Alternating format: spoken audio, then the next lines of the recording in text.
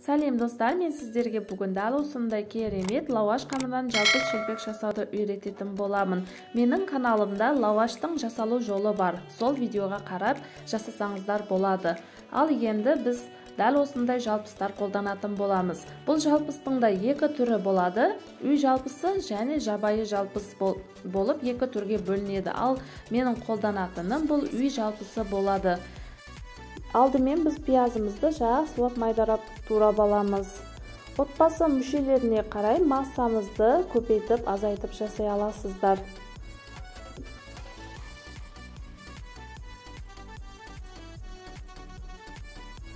Ал пиязымызды да турап алдық. Енді жақсылап жуылған жалпыстарымызды ұсақтап турап аламыз.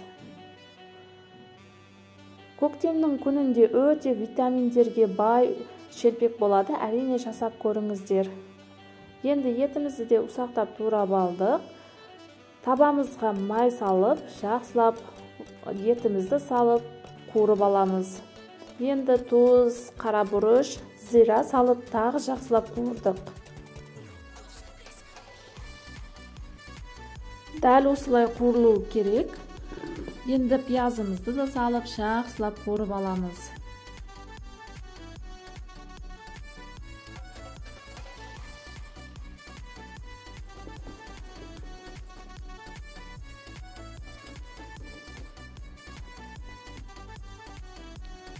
Пиязымызды да жақсылап қуырып алғаннан кейін жалпыстарымызды салып, тағы 1-2 минут араластырып қуырып аламыз.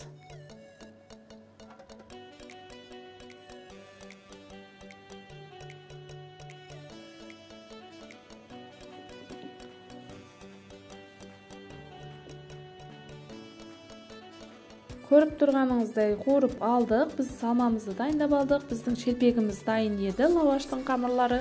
Енді ішіне салып, жақсылап орап, видеода көрсетілгендей етіп орап аламыз.